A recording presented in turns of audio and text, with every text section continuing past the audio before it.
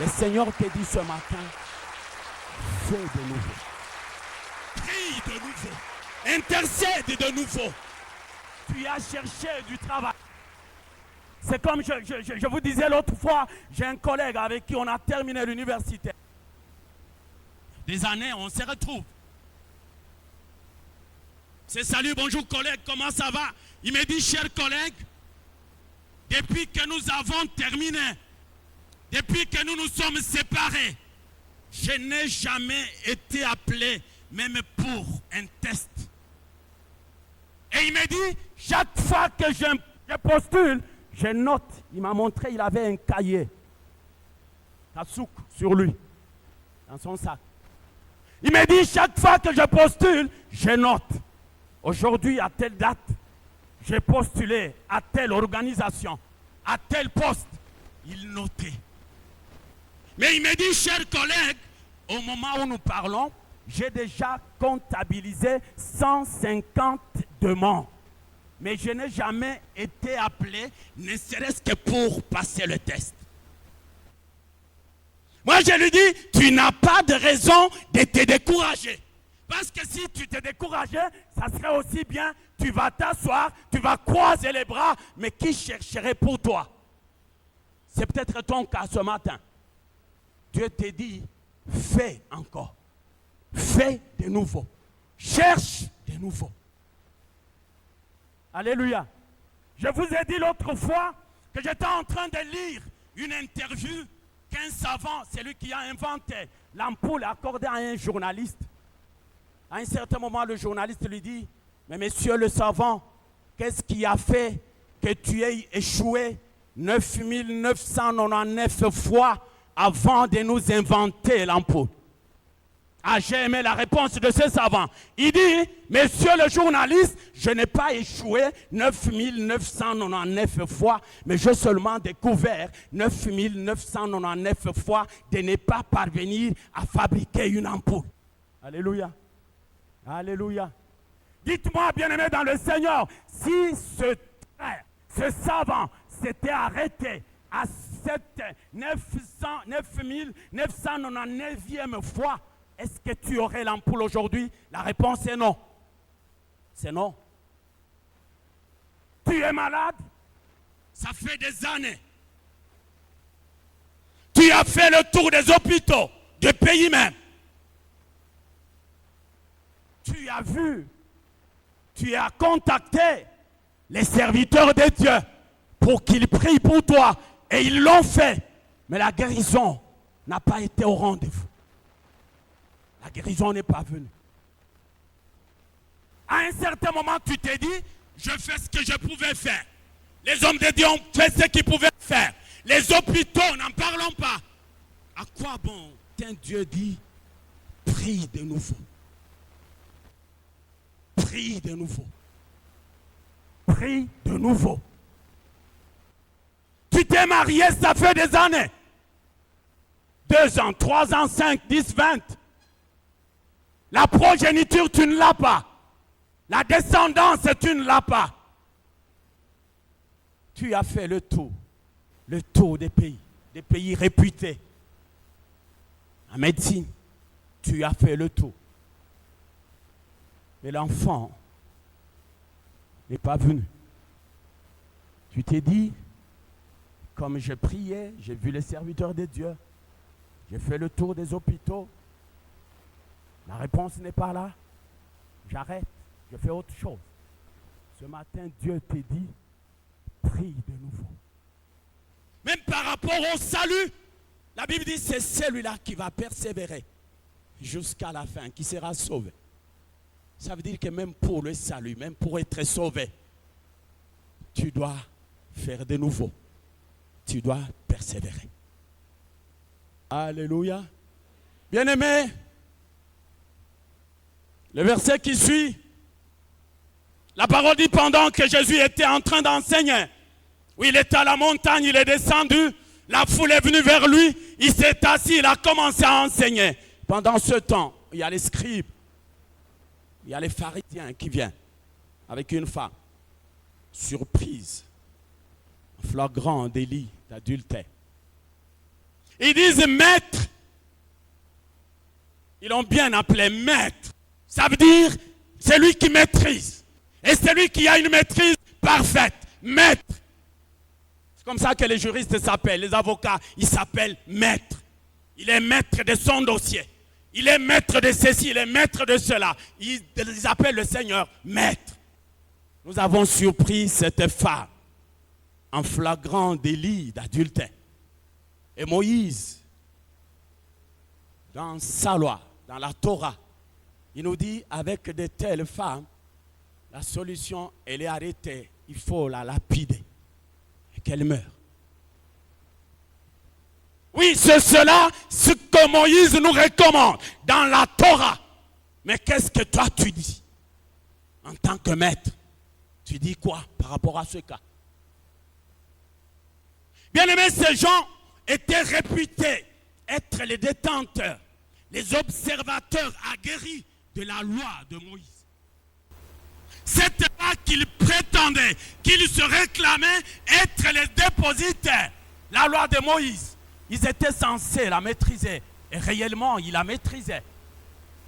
Mais ces jours-là, ils viennent avec la femme. Si vous continuez, la parole dit, il disait cela pour éprouver Jésus, afin d'avoir de quoi l'accuser.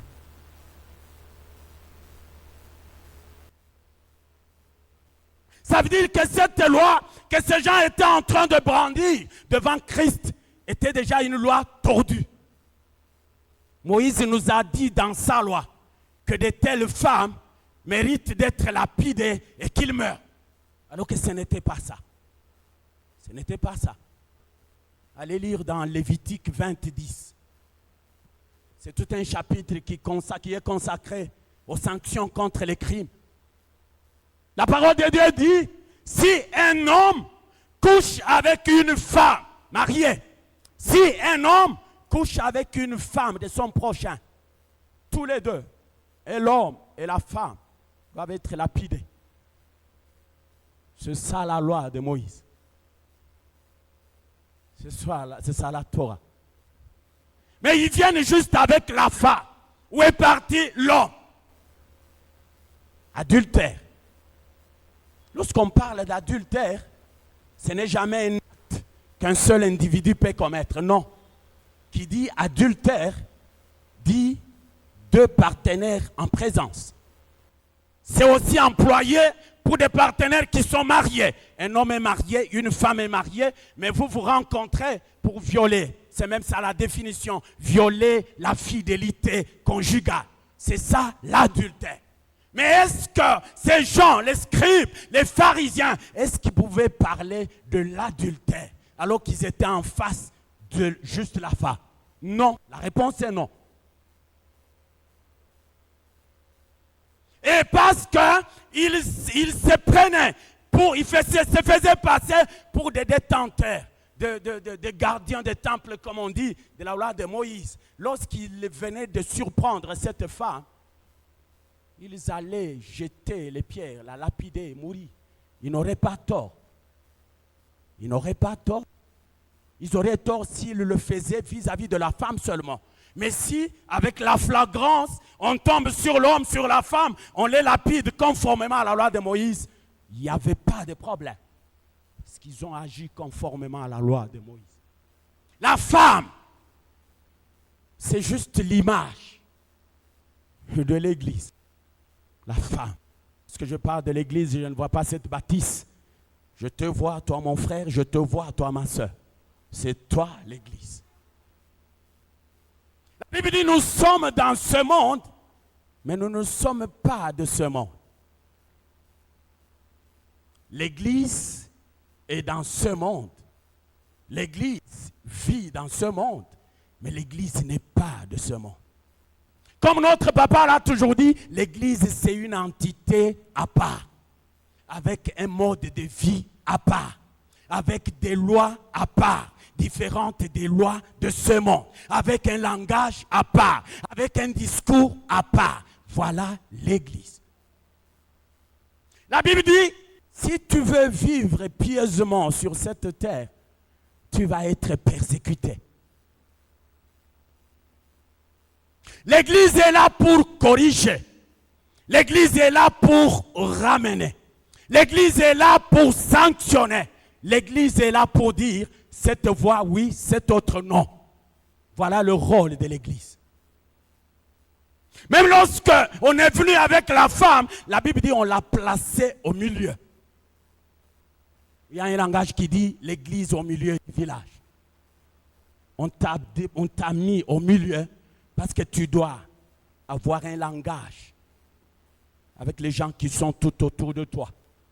Tu es la lumière, tu dois éclairer les gens qui sont tout autour de toi. Voilà pourquoi on t'a mis au milieu.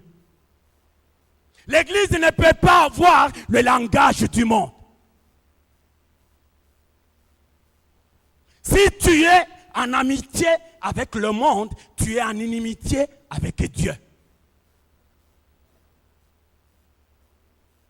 Ça veut dire si tu n'es pas persécuté, si les accusateurs ne s'élèvent pas contre toi, si les guerres ne s'élèvent pas contre toi, ça veut dire que tu partages le langage du monde. Tu es en amitié avec le monde. Tu pactises avec le monde.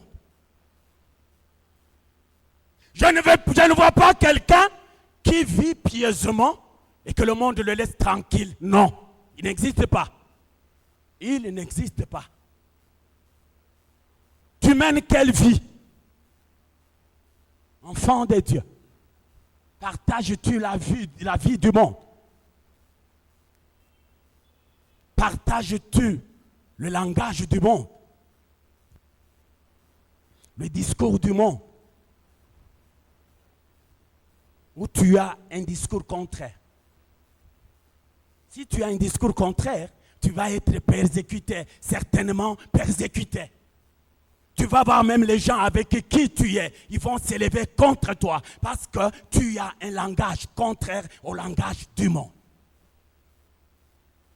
Les gens vont s'élever contre toi. Que cela ne te décourage pas outre mesure. Jacques dit, soyez plutôt dans la joie lorsque vous vous retrouvez buté à toutes sortes d'épreuves. Quelqu'un a dit, un enfant de Dieu sans épreuve. Il faut mettre des points d'interrogation sur sa chrétienté. Des points d'interrogation, beaucoup de points d'interrogation. Alléluia. Alléluia. Gloire au Seigneur. Gloire au Seigneur. Gloire au Très-Haut. Gloire au Tout-Puissant. Alléluia. Et ils viennent, ils sont prêts.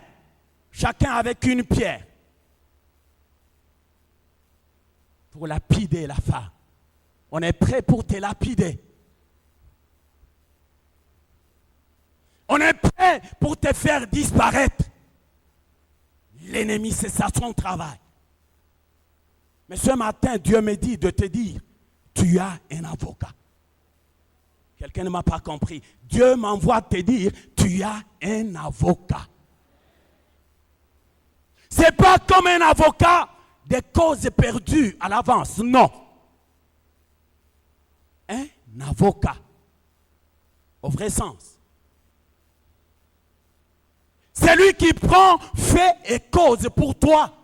Les juristes comprennent cette expression, prendre fait et cause pour quelqu'un. Les juristes, les avocats, lorsqu'ils prêtent serment, aujourd'hui je suis plus dans cette matière, comprenez, c'est ma formation. Lorsqu'ils prêtent serment, ils disent, je vais respecter la Constitution. Je vais respecter les lois du pays. Je vais. Mais à un certain moment, ils disent, je ne défendrai que les causes que je vais estimer être justes en âme et conscience. Voilà lorsque l'avocat de ce monde prête serment, lorsqu'il dit, je prends l'engagement de ne défendre que les causes que j'estimerai, que je croirais être juste en âme et conscience. Jésus n'a pas fait un tel serment. Alléluia. Il n'a pas fait un tel serment. Lui il dit, il va prendre fait et cause pour toi. Que tu sois accusé à tort, que tu sois accusé à raison, il prend fait et cause pour toi. C'est ce qu'il me dit de te dire. Oh, merci Seigneur. Merci Seigneur. Merci Seigneur. Toi, tu prends fait et cause pour tes enfants. Qui accusera les élus de Dieu? Oh, merci Seigneur. Qui va les accuser? N'est-ce pas Dieu qui justifie? Qui les condamnera? N'est-ce pas que Christ est mort? Non seulement qu'il est mort, mais aussi il est ressuscité. Il n'est pas seulement ressuscité, la Bible dit il est monté et désormais assis à la droite de sa majesté le roi. Nous allons acclamer très fort, acclamons. Qui va accuser? Cette femme, on vient, les scribes, les pharisiens, ils viennent l'accuser. Oh, quand j'étais en train de lire ce passage, j'ai regardé l'importance de la grâce. Et vous savez à quoi je faisais allusion? C'est face à la rigueur de la loi. La rigueur de la loi. Et l'importance, l'ampleur de la grâce. Lorsque la loi s'élève pour dire tel acte mérite la condamnation, la mort, la grâce s'élève pour dire il mérite le pardon. Il mérite le pardon. Il mérite la vie. Mais ces gens, ils prennent quelqu'un de la mort, ils l'amènent à la vie. Là où était Jésus. Non, il ne pouvait plus mourir. Cette personne ne pouvait plus mourir. Parce qu'on l'a amené à la vie. C'est comme tu peux prendre quelqu'un, un malade, agonissant à la maison. Tu l'amènes à l'hôpital. Est-ce que tu veux la mort de cette personne? La réponse est non. La réponse est non. Tu l'as amené là où il y a la guérison. On a pris cette femme qui méritait la condamnation, la mort, on l'a amenée à la vie.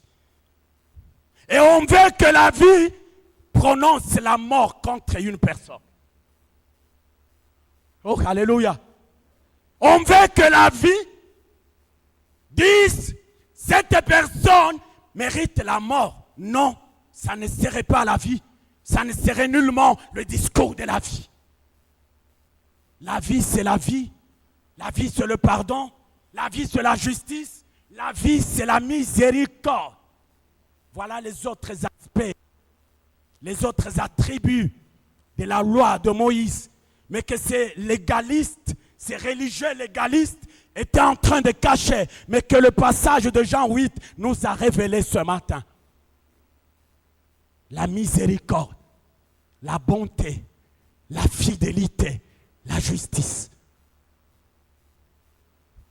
Lorsqu'ils disaient la loi de Moïse, ils ont oublié qu'avant d'être la loi de Moïse, c'était la loi de Dieu.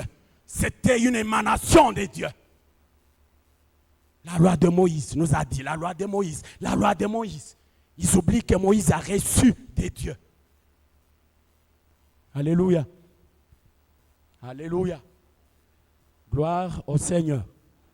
Gloire à Dieu. Gloire au Tout-Puissant. Ils disent, que dis-tu? Avec insistance.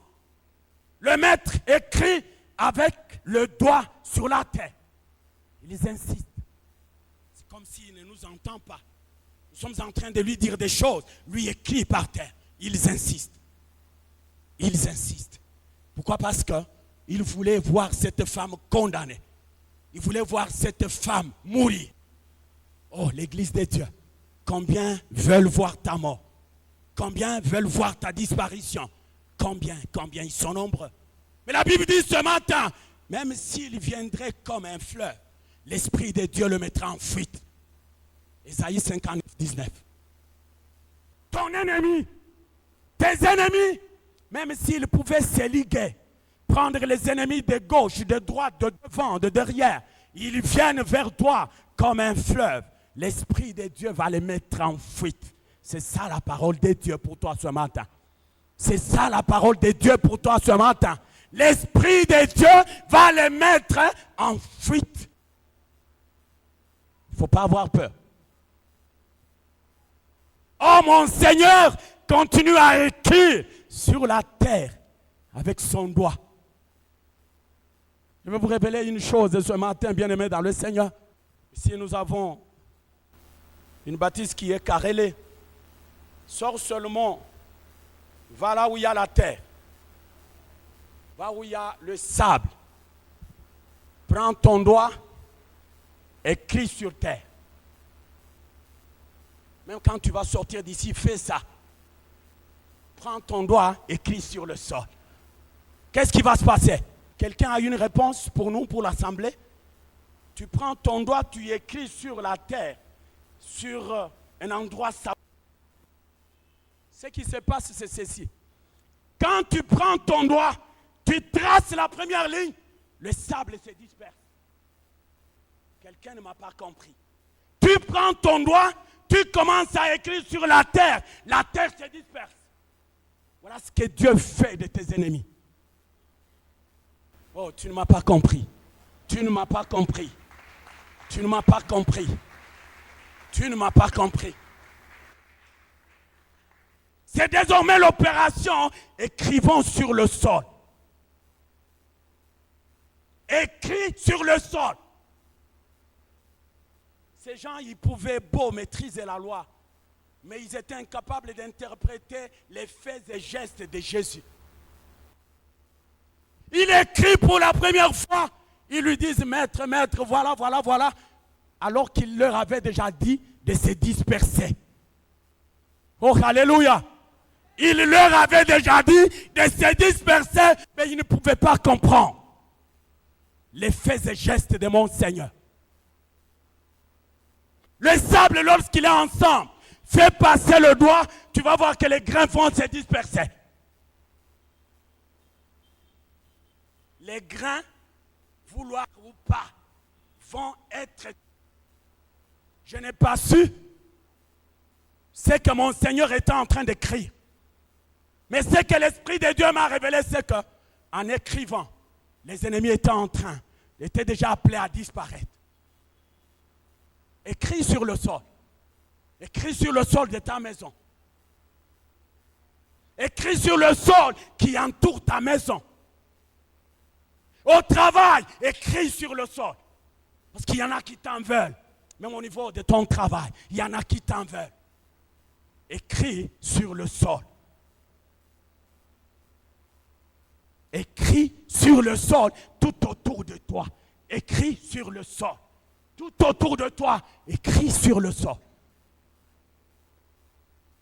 Oh, alléluia. Ils insistent. Mon Seigneur se relève, il les regarde tout droit dans les yeux. Il leur dit que celui d'entre vous qui est sans péché, qui jette le premier la pierre à cette femme. La Bible dit, accusés par leur conscience,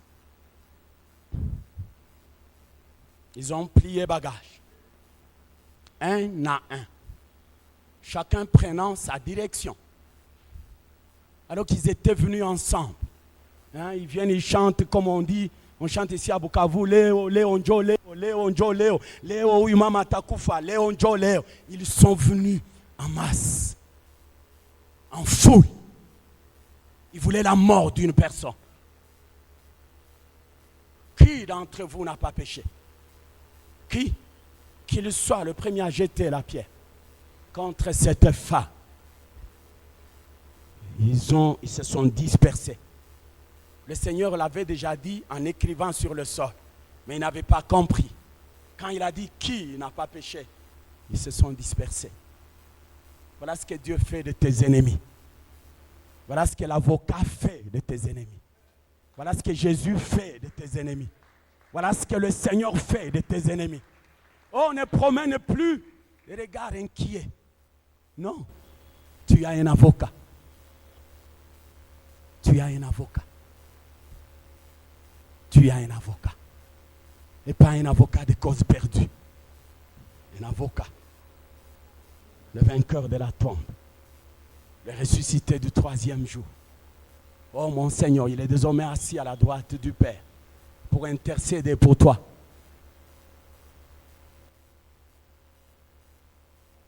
Lorsque vous allez lire les versets dans Romains, ce que j'ai compris, c'est que nous n'avons pas que Jésus comme avocat, nous avons aussi le Saint-Esprit.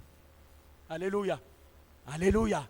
Les juristes disent, lorsqu'ils sont dans des situations du genre, ils disent, nous plaidons conjointement. Ça veut dire, moi, Pierrot, je plaide conjointement avec Maître Jean en faveur de notre client. Ils se soudent pour une cause. Jésus et le Saint-Esprit. Par des soupirs inexprimables, il intercède en notre faveur. Parce que par moments, il nous arrive de prier. Et nous ne savons pas comment il faut prier. Nous ne savons pas qu'est-ce qu'il faut dire à Dieu. Nous ne savons pas comment agencer nos mots, nos phrases. Mais lui intercède en notre faveur.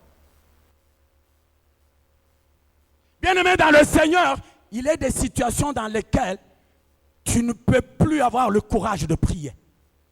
C'est la situation de cette femme. Imagine-toi, on t'amène en flagrant délit. On te met là, chacun avec une pierre. Est-ce que tu vas avoir le courage de prier? Non. La réponse est non. Tu vas dire quoi à Dieu? Est-ce que tu seras concentré? Non. Mais c'est dans ces situations que le Saint-Esprit intercède en notre faveur par des soupirs inexprimables. Alléluia. Alléluia. Gloire au Seigneur. Gloire au Seigneur. Gloire à Jésus. Ils se sont dispersés. Jésus relève la tête. Il voit qu'il est là avec la femme. La femme regarde. Parce qu'elle avait aussi une position contre terre. Elle regarde elle aussi. Elle ne voit personne à part Jésus. En dehors de Jésus, elle regarde tout autour d'elle. Elle voit des tas de pierres. Des tas de pierres. Alléluia. Des tas de pierres. Ces pierres qui étaient prêtes pour l'envoyer à la mort. Ils ont été laissés là-bas. Des tas de pierres. Oh, bien-aimé dans le Seigneur, merci Seigneur parce que en dehors de ces pierres, il y avait la pierre angulaire. Tu as des problèmes de tout genre. Tu as des difficultés de tout genre. Des soucis de tout genre. Des oppositions, de l'adversité. Toutes sortes de combats ténébreux. Tu as toutes ces choses, toutes ces situations, tu les as sur toi. Ce matin, considère ces situations comme des pierres. Alléluia. Considère ces situations comme des pierres. N'est-ce pas qu'on dit qu'on jette la pierre sur un arbre qui porte seulement les fruits? Considère toutes ces situations, ces épreuves comme des pierres. Mais des pierres pour faire quoi? Des pierres pour construire ta vie.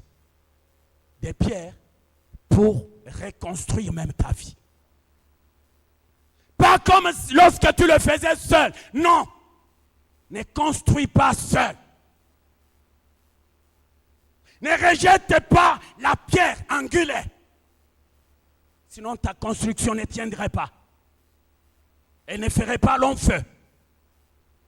En construisant ta vie, utilise la pierre angulaire. La pierre qu'avaient rejetée les bâtisseurs est devenue la principale de l'angle. L'angle d'une maison, c'est là qu'il y a sa solidité. C'est là qu'il y a son efficacité. C'est là qu'il y a sa dureté. L'angle d'une maison. Oh, si seulement tu utilises cet angle, Jésus-Christ de Nazareth, la principale de l'angle, la pierre angulaire, certainement que tu vas construire sur un socle que personne ne pourra ébranler. Tu vas construire, tu vas avoir une fondation, tu vas avoir une angle que personne ne pourrait ébranler. Alléluia. construit avec Jésus. Celui qui construit avec Jésus, il tourne le dos à toute vie de péché, toute vie de compromission. Tourne le dos. Tourne le dos à toutes les pratiques qui ne glorifient pas le Seigneur dans ta vie. Tourne le dos. Tourne le dos. Jésus dit à cette femme, comme ils ne t'ont pas condamné, moi non plus je ne te condamne. Va, mais ne pêche plus. Va et ne pêche plus. Va et ne te compromets plus. La Bible dit, heureux l'homme. Psaume chapitre 1. Qui ne marche pas selon les conseils des méchants, qui ne s'arrête pas sur la voie des pécheurs, qui ne s'assied pas. Voilà la vie d'un enfant de Dieu. Voilà ce que Dieu te recherche auprès de toi ce matin. Tu es heureux. Trouve ton plaisir dans la loi de l'Éternel. Médite-la jour et nuit. Et la Bible dit, tu seras comme un arbre planté près d'un courant d'eau, dont le feuillage ne fleurtrit point et qui donne du fruit en sa saison. Oh, alléluia. Alléluia. Alléluia. C'est alors que tu réussiras. Dans tout ce que tu vas entreprendre. C'est alors que tu iras de l'avant. Laisse que Dieu vous bénisse. Laisse que Dieu bénisse sa parole.